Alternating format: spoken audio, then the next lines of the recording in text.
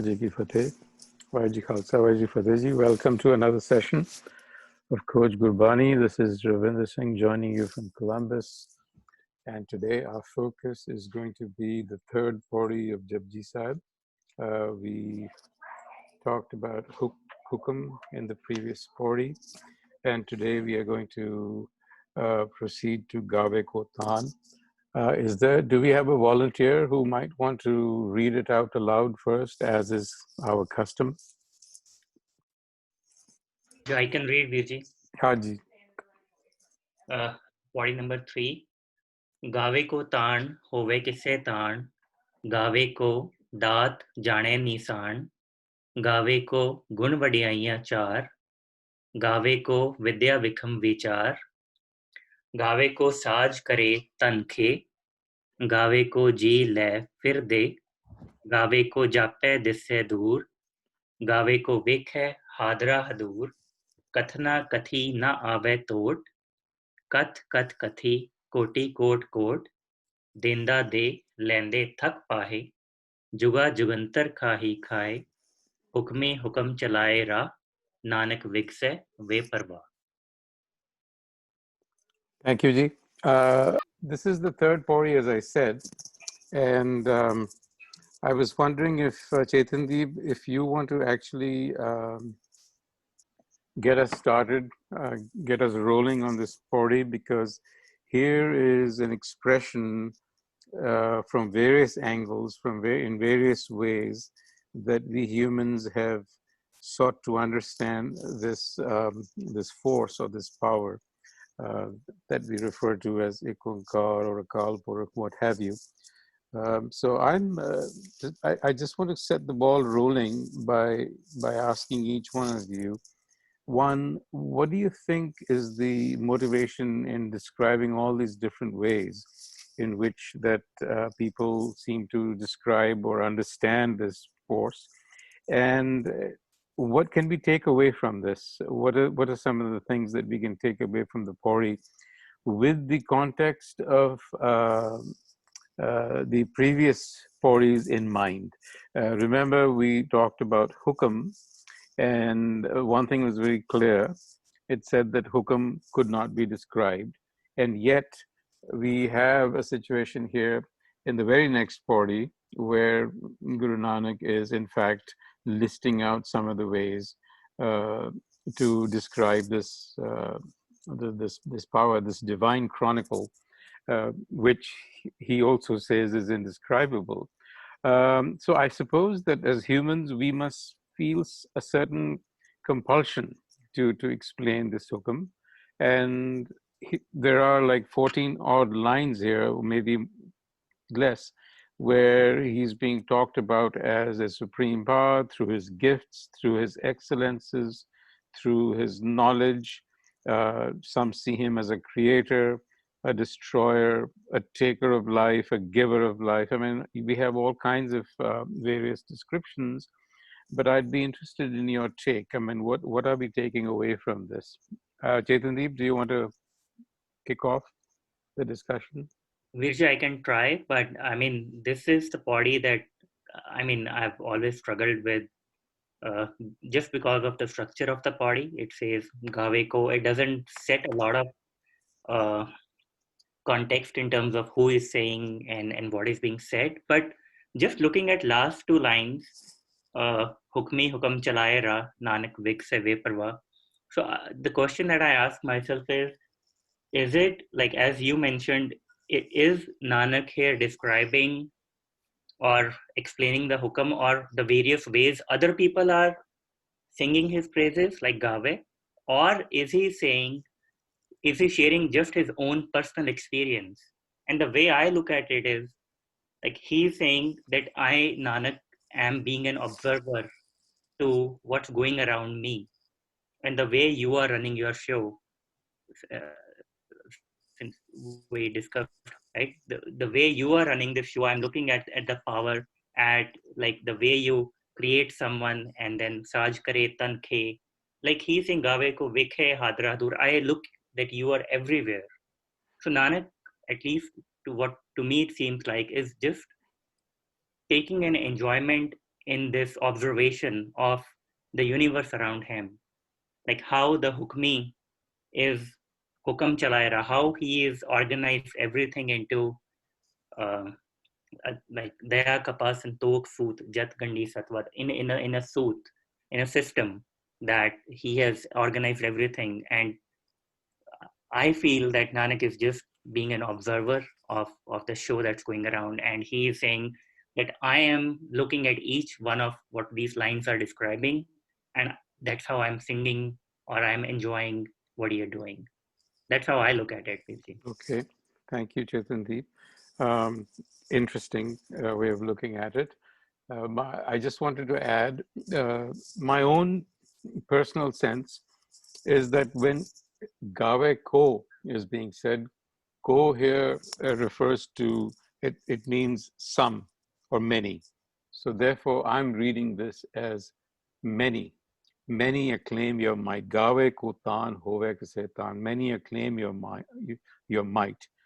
And, Gave ko ji le phir de. And Saj kare tan ke, and so on. I think Gave ko here are the different expressions that people have adopted in trying to obtain some understanding of this Akal Purakh. However, I think you bring up the last two lines, and I would like to throw this out. Hukmi hukum chalaye raho, nanak vigsa ve parvaho. So, and then the previous two lines above that also, I think, are significant. Actually, right from Kathna Kathi na ave tot Kath Kath Kathi Koti Kot Kot. I think we ought to pay a little attention to this, and I hope some of you will dwell on this, because this to me is significant. Where having described what he sees around him, what other people are doing, Gave Ko, he is very clear that Kathana Kathi na ave tot, that there is no way that you can actually hope to chronicle the divine. So that much he's saying you defy Kathna Kathina ave tot, you defy all description. Kath kath kathi koti kot kot, try as many may, right? So uh, and then he goes on to say, Denda de lende thak pahe, juga jugantar khai khai. So I think here the last four lines are suggesting something, that regardless of how we follow or understand Kalpur or Hukam, it is a giver beyond measure. So it's giving us more than we can even take, and it is giving forever. So I think that is very significant.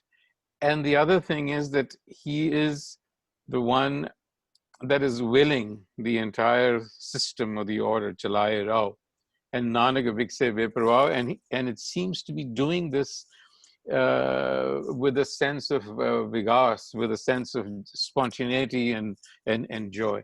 So that said, I just wanted to set the framework a little further. Dilpreet Singh. हाँ जी वीर जी, वाहिगुरु जी का खालसा, वाहिगुरु जी की Khalsa, Fateh. So as you said, right, I was also thinking along the similar lines, that how this thing connects with the previous bodies. So in the first body, Guru Sahib is asking a question that kiv sachiara hui hai, kiv kude tutte pal, and then he's saying that hukam rajai chalana, that you have to be in the hukam or you have to accept the hukam. And then in the next body, he is elaborating more on the hukam. He's saying that, okay, everything is hukam, and then Nanak hukme je bujhe haume kahe na koi, then he's touching the haume part, that, okay, if you understand the hukam, and then you will not say that, okay, I, or that you will not be in haume. And now in this body, then when I was trying to think along those lines, then he is saying that who can understand this? Now, Gave ko taan hove kise taan. Now, then what state of mind can learn about Hukam, or who can try?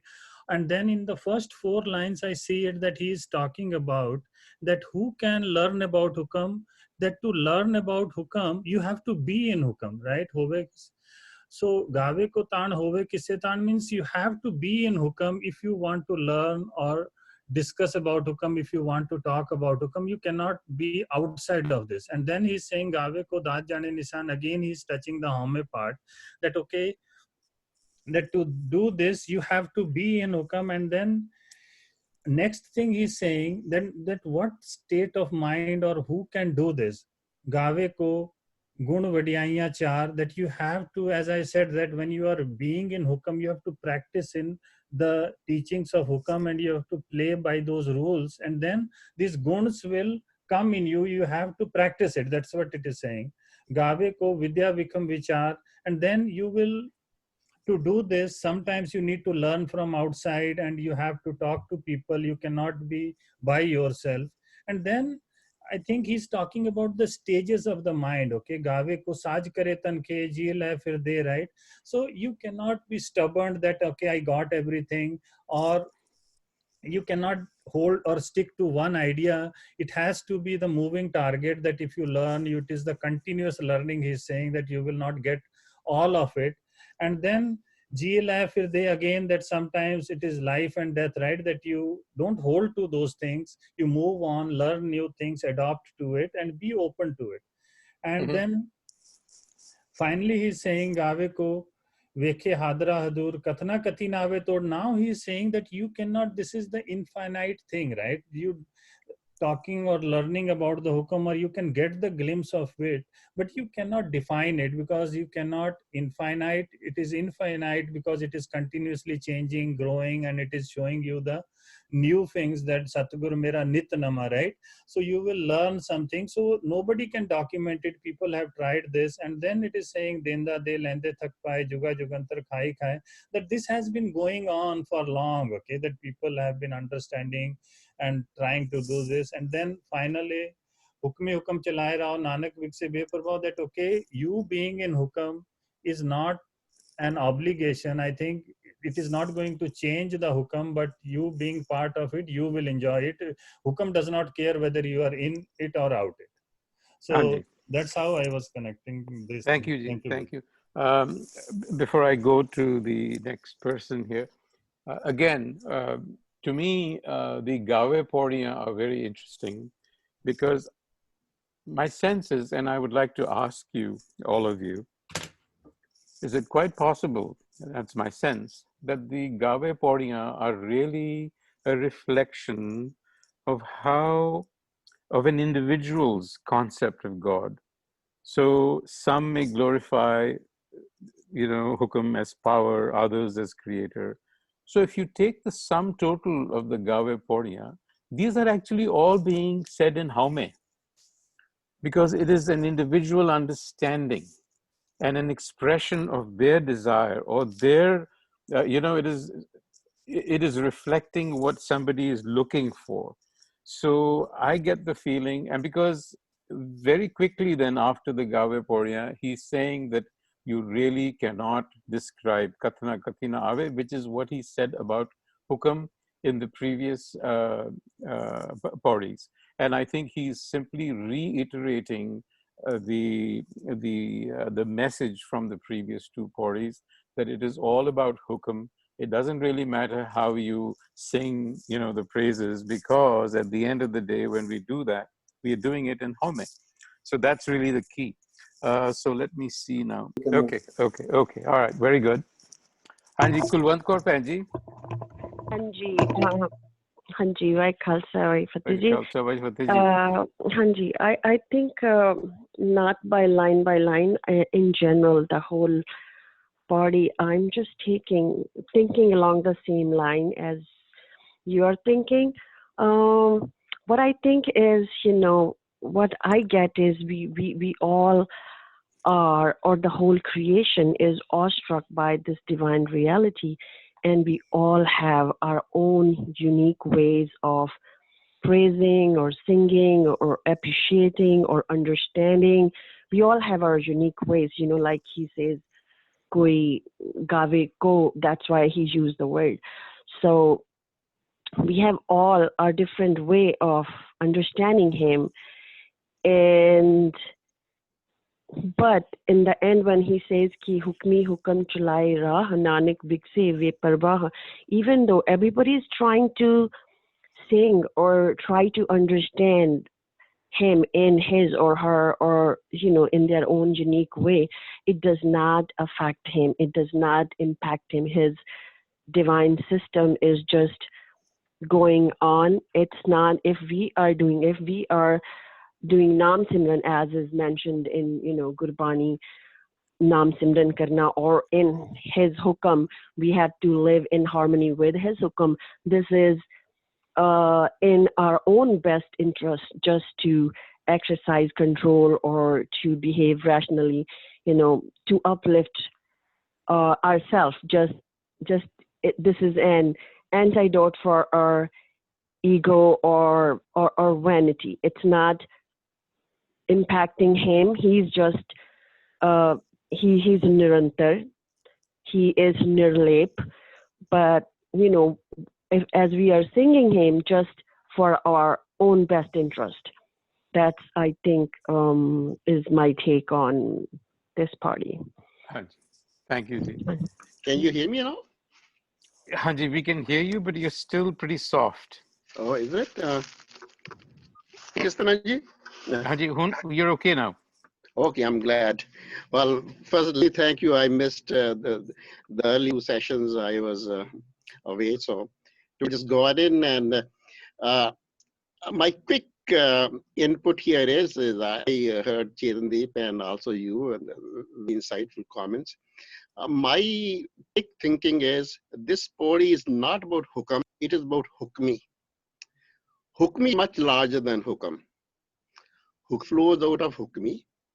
And also the way I think is what Guru Sahib is basically indicating that hukmi is not a three-dimensional entity. This is a multi-dimensional entity, and each dimension, if you take as one of his attributes, and he's a katna kati koti kod katna kati nave tot.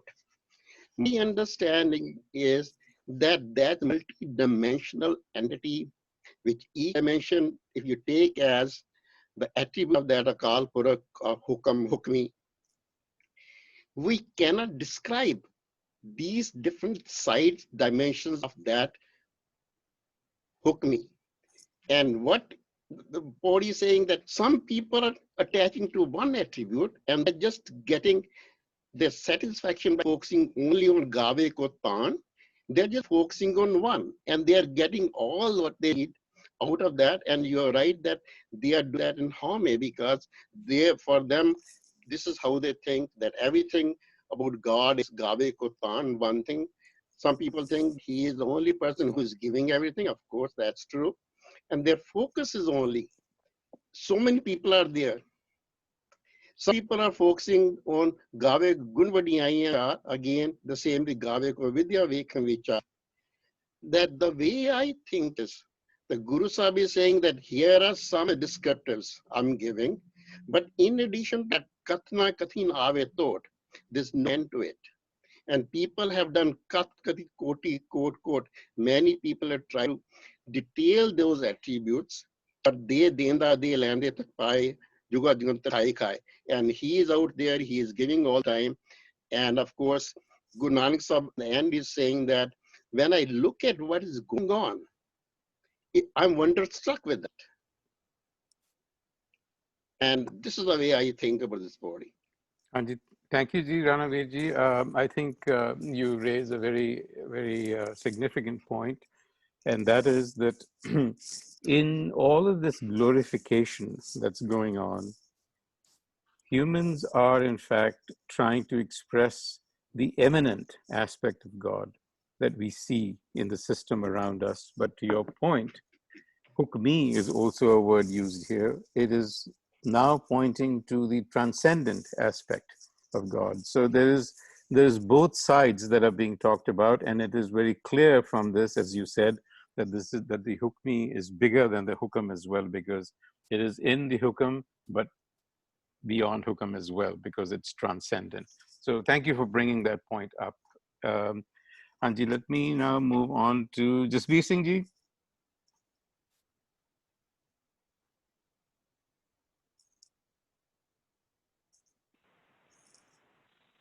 he Can you there? hear me well? Can you hear me? We can hear you. Yes. Very well. Okay. Yes, I also think the way, Vindraji, you are expressing these few lines, what he's saying, these are some of the katnas, are the sayings, because people, they worship or sing the glory of someone who they think is a giver, some think he's a, by doing the, I will get this idea, I'll get Vidya, I'll get this one. But he says there's no limit to God's dimension. There's no limit to God's descriptions. These are not the only few reasons why people should sing about him or worship him. And these are a few of the millions and uncountable millions of his qualities and greatness of this Hukmi. Hukmi is the same Ekunkar, as you mentioned. Hukmi means one who under whose hukam whole thing is going on. So Hukmi pertains to the Onkar, as we say, the transcendental. So that's how I believe that Guru Nanak says, yeah, so many people do perceive him in different ways, in different understanding, and they, for their own reason, they sing glory of him. But there's no limit to his glory. These are not the only reasons why anybody should do that, because he has been giving you forever and ever. He's the greatest giver, and he's everything is going on under his hukum, and he doesn't care. Guru Nanak is wonderstruck. He's vaporwah, you know. He's not concerned by these limited perceptions. That's how I see that. Anji. Anji. Anji, thank you very much, because I think you also bring out a very interesting point that that when Guru Nanak says "Hukmi hukum chalaya rao Nanak vigse vaporwah," it suggests that the giving and the process, the system, is not something that is an obligation on this hukmi. That this hukmi is just doing it out of its very nature, spontaneous. That's right. So it is not as if he is under any obligation to provide or to do this. It is just his spontaneous expression. The very mode of his very being is in the nature of delighting in giving. That's right. That is why it is vigas and vaporwah, because there is an element of joy involved in this. True. And these are some of the 8 or 10 lines are just some examples. Yes. The variety of reasons people sing him, but there's no limit to that. Ji. Thank you, Ji. Neena Banji.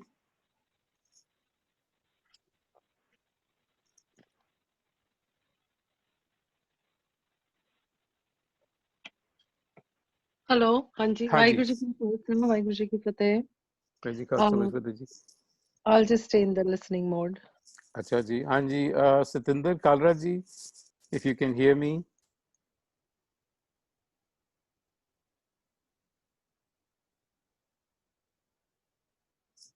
Hello. Hanji, Vaheguru Khalsa, Vaheguru Ji. Vaheguru Khalsa, Vaheguru Ji Fateh. Hanji. I'm just trying to interpret this thing in that way. I'll start from the Hukmi and then come to the Gave Ko. First stand for Hukmi, Hukum Chalaye Rao. To mind, Hukmi stand for, there's one very great tuk, Tera Bhana Mitha Lage. Hukmi stand for that we have to live under the direction, and whatever God's doing for us, Vaheguru Ji doing for us, is right. So we have to live within the Hukam. Now I'll come to the Gave Ko Tan Hove Kisse Tan. To my mind, Gave Ko Tan Hove Kisse Tan is stand for that many sings of his power in a different way. What we sing is that the gift given by the God to us, many sings of the gift. Who knows a sign? For example, I have 2 hands, 2 eyes, 2 legs. God has given me so many gifts, good family. So that kind of, I praise for the God, saying that the God has given me so many things to me to live, and I should be grateful for that purpose, so that I should remain humble. So I'll now connect this Gave Ko Tan Hove Kisse Tan with the Hukmi Hukam Chalaye Rao. The Hukmi Hukam, to my mind, is Hukmi is the commander, and by his command we have to follow the way he shows us. So we have to be within his hukam. We have to be within, what should I say, that whatever the God has given, we should always thankful to the God for whatever He has given to us in our life, and things work out for us. And we should remain within His hukam, whatever He gives to us. That's a limited thing what you can understand out of it. Vaheguru Ji ka Khalsa, Vaheguru Ji ki Thank Fateh. you, Ji. Thank you very much. Harvinder, did I miss anybody? We are good. We're good. Okay. So that was a very interesting conversation so far. Um, we have now time for a follow-up. So I'm going to follow our pattern. Chetandeep, do you have any follow-up thoughts after listening to the conversation? Any questions, any queries, any observations? I think a lot of interesting points have come up, especially being around this body, around being hukmi. But I still feel, that I'm still trying to figure it out in my own head, that this being a poetry and there being so many layers to it, I still feel this is Nanak's own personal observations around, like it's in a first person that he's observing each one of the lines he said. And so how would you translate Gave Ko, the word Ko? Well, I think there comes something comes in the Manedi body, Jeko man jane man koe, right? So That's Koi. but Jeko man jane man koe. I mean, uh, again, I'm not 100% certain about it, but either ways, even if we read, and especially the way I said it, Gave ko vekhe hadra hadur. I haven't seen a lot of people singing by looking at him hadra hadur, right? And but when I look at Nanak, he's there, right there, looking at the hukmi, the karta, up close and personal, and he's looking at him in everywhere around him, and I can relate to that feeling, and so on with the other things that he mentioned. However, one thing that I was also questioning, that if we treat Dinda De Lende Thak Pahe as some of us said, like the taking care of the physical needs or the food or whatever it is, then why not give Vivek Buddhi to everybody? I mean, if he's the giver of, if we are taking this as that physical things, right? If he's taking care of our things at a physical level, why not at a spiritual level too? What is missing? Okay, very good. We'll see what comes out of this question. Thank you. Anji Dilpreet Singh ji, why not also, Dinda, why not give us spiritual insight as well? Right. Why hold that back? Okay, so I will start with that you asked previously, right? That what do you mean by Gave Ko? When I was thinking about that word Gave Ko, I thought that as it is continuation of hukam, to me it felt that Tan is the another word for hukam. Okay, and if I assumed that way, then the Gave Ko was throwing two different meanings at me, and both were fitting. One is that now we are talking about hukam, and now is that how can we understand the hukam, or how can we attempt to understand the hukam? And then if I take that meaning of Gaveko, then this whole body is telling about what state of our mind should be, or how, or in what state, or what we should practice to understand the hukam. And if I take the other meaning of Gaveko is that being in hukam, and then as it is a poetry, then it is also showing me the other side of it, that being in hukam, you will get all these benefits. So sometimes I think that Gaveko is understanding or learning or how, and then if I take that route, then it is the state of mind or so and so forth. But if I think Gaveko is being in hukam, and then it gives me a different side of the coin. And then that is where I keep debating that who can learn about it, or if we want to learn about it, then what should be, or it is the benefits also, because daat jane gun vadiyan char. And then if I take it that way, then everything also flows around the benefits. Now denda de lende thak paye juga jugantar khai khai, right?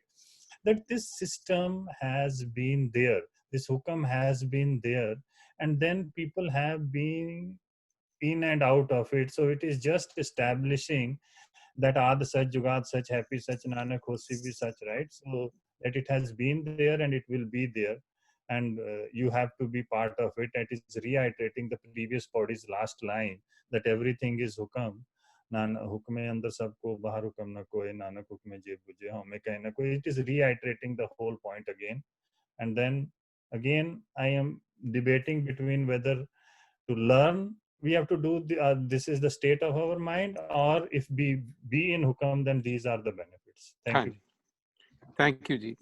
Interesting. But let me add to this. I think regardless of which way you're looking at this, whether you're looking at it from Chetandeep's perspective or your perspective, it seems to me that based on also what Ranaveji has said, through the idea of a hukmi and a hukam, that there are two complementary concepts of this force or God, as we call it. One is the fact that this force is very deeply and intimately involved in the world process, and so the second is that this world process cannot contain this hukmi. So yes, it is very much within the world process, but the world process cannot contain it, right? So while God is the nourisher and the source of all life in all its forms, he's also beyond it in some ways. I tend to think that there are these complementary aspects of God that are being explained here, regardless of how you look at Gave Ko. I think you could. This is another perspective that you could look at these last lines. One as being the one whose hukam is running, and the other who, as a being, just burgeons forth with limitless activity. It is just its nature to continue sadavigas. So why not hold back? Why just be the life force and not give us? I'm going to hold back on that, see what others have to say. So, with you, one thing can I say, please? Haji. See, one thing I struggle that Guru Nanak, that the word for God is Rab, right? So Guru Nanak has not used that. And then if we say he has used Kudrat, Ik Onkar, or Hukam, I think that has a different meaning than the meaning of word God. When we use God, I think we are limiting the thoughts of Guru Nanak. Well, I get the point, but the problem is that we are dealing with limitations of language. Now, yes, he doesn't mention God, but he mentions the truth, Ad Sach Jugad Sach, right? And not truth in the factual sense that we know, but truth in an absolute sense. Now, the problem is that we are all, me included, so conditioned to using God. So I think for the purpose of this discussion, we can agree that when we say God, we kind of all understand exactly what we are pointing to. There shouldn't be any confusion. So it's the such that, or the hukam that Guru Nanak is referring to. So I think we can excuse ourselves the use of some of these Judeo-Christian terminologies. Hanji Ranaveji. Hanji, can you hear me? Hanji. Any follow-up thoughts? Yes, sure. I think Chetandeep made very good observations, and then just now a point came that Guru Sahib Guru Nanak never said God. That's fine, and it was mentioned that he has mentioned Kudrat.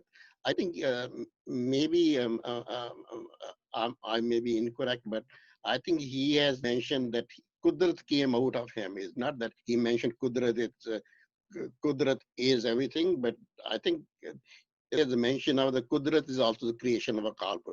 But okay, that's one point. But coming back to that, what Chetandeep said, I think this is a Guru Nanak Sahib's observations. He's of course looking everything, and it is his feelings, what he's putting in this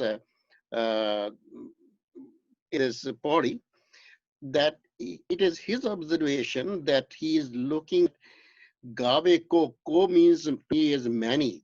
Kai is not that only one, some.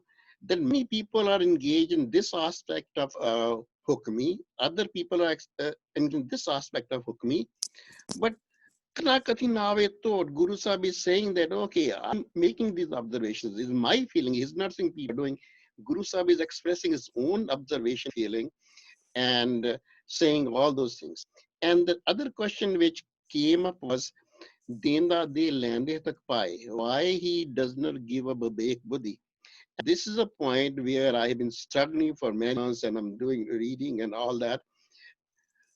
Gurbani, if you read Gurbani, you know, my limitation is when you go to these scholars, they can quote all the things, and you sit dumbfounded because you can account it, you don't know those lines for Gurbani, but they can quote all those lines. In Gurbani, there's mentioned everything happens, even if some people are poor, he made them poor. Some people are rich, he made them rich. Some people go to Gurdwara, but he made them go to the other people don't go to Gurdwaras. They are Nirgun, or they are Sak, or they are Manmukh. It is his all creation. So I wonder many times when you look at that. Now, for example, one thing came to my mind. I may not be said correctly. करावे आपे आप किस्यू करी पुकार आपे लेखा मंगाए सी आपे कराए car. And then so many things coming where you sit back and see that what is happening there. And I think it is a whole game which is being played. We are all actors there.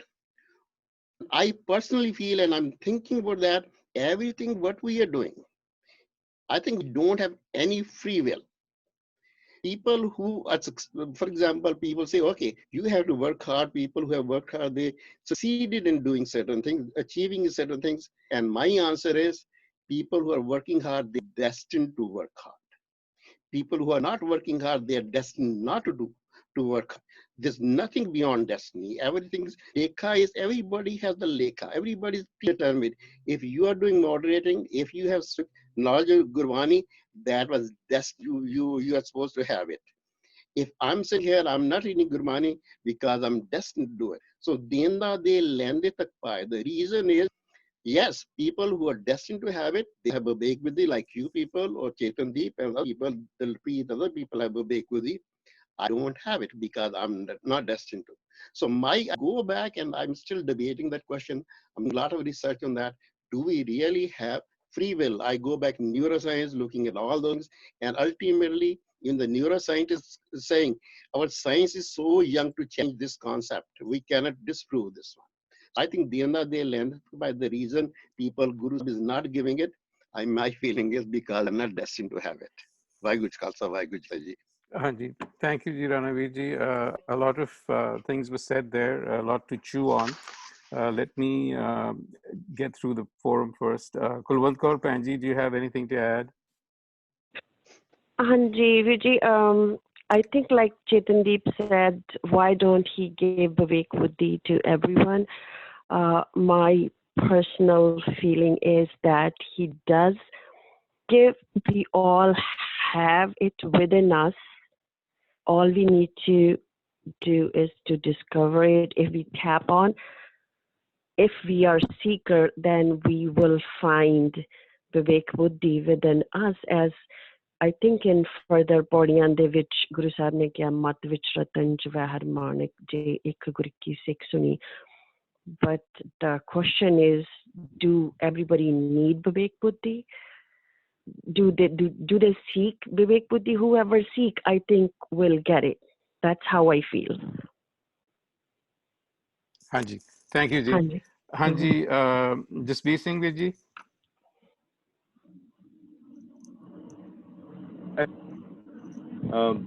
Once again, I believe that God, I agree that God is just a generic word to say for sake of convenience. One should not try to split the meaning and go deeper in that. We know that God means that in the way we say such or whatever. So that's not even a point. But I still believe that Gawe ko means koi some. Some people they sing him because they think I will get this. Some people think that by my singing I will realize God within me. Some people think do that, but God has no limits. God has no limits to all the gifts, and He keeps on giving it. It's up to us how we can explore and get it. Our effort is important. I cannot agree that our effort has no meaning. That's not likely. That's not possible. Our effort has to be there, and we have to seek, we have to explore, we have to find out. But what I'm saying is that God has made the provision for everything in this universe. And it's for us to find out.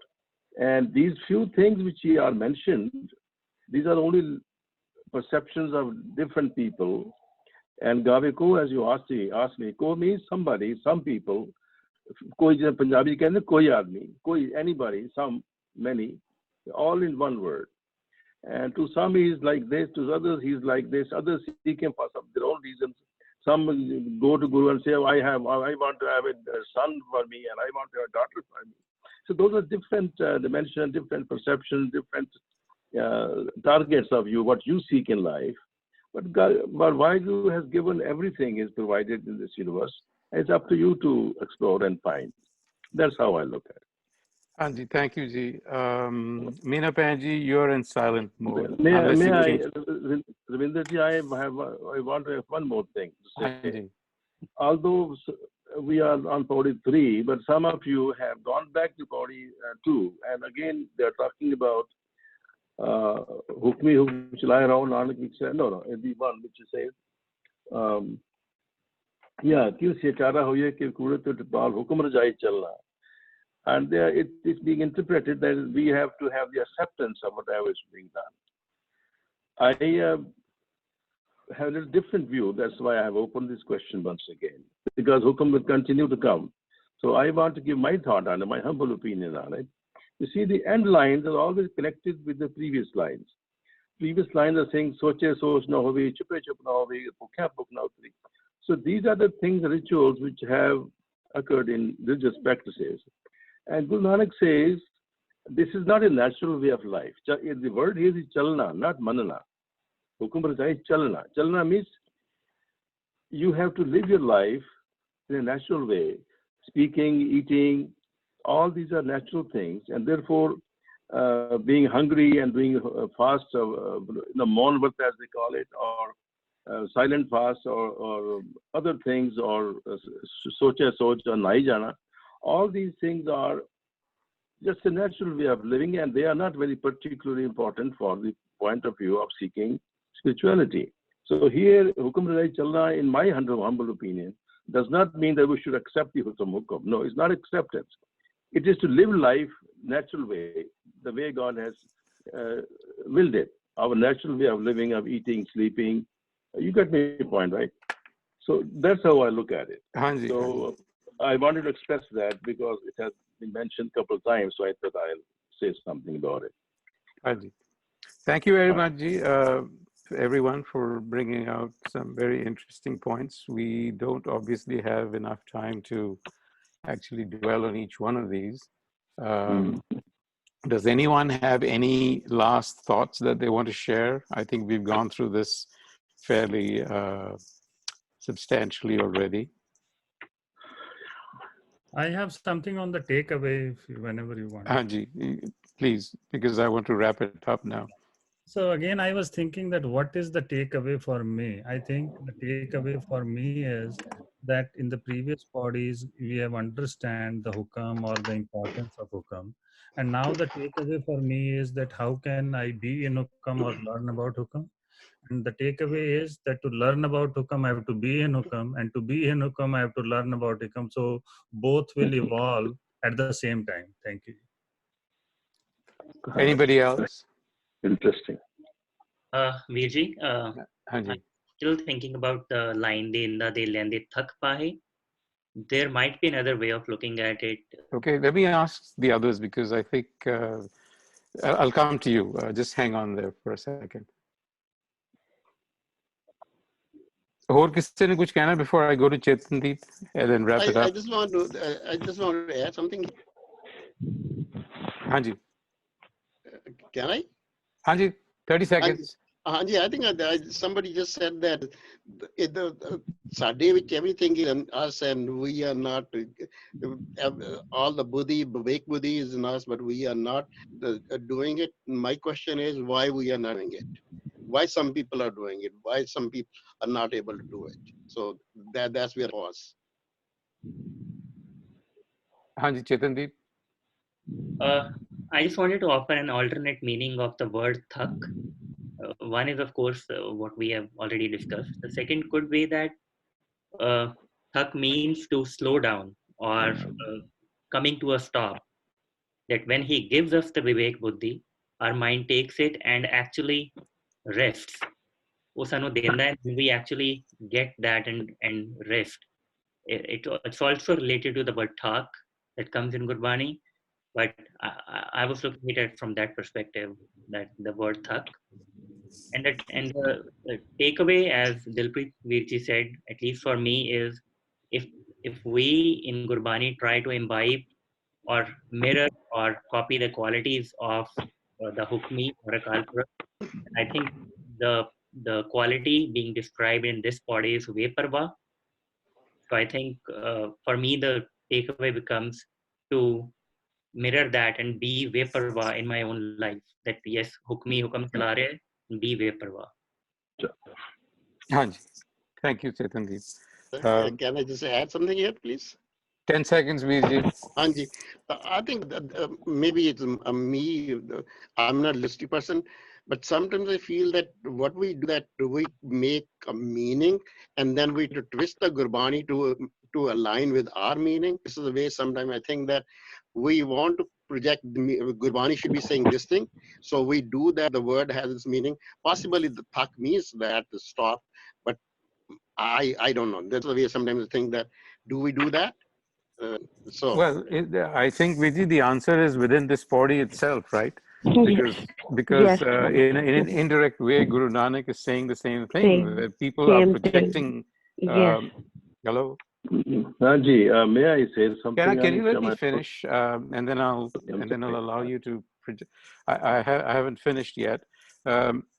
So I think what you're saying, Ranaviji, is very true. We all do, in fact, do that sort of thing, and I think this body is a prime example of that.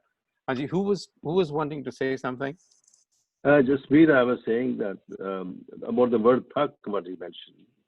Anji, can we not get too caught up in etymologies of words? But go ahead and say what you wish to. Well, I was just saying that Dida, once again, is the giver. He gives forever, and we people who are the takers, there's no limit. We are never exhausted getting it. That's how we say. Anji, no what you're essentially saying is that the word is important, but the context is also important. So we have to view the word thak within the context of this Pauri. And the Pauri is very clearly talking about limitless giving. So, so the context is important, just as the word is important, context being more important.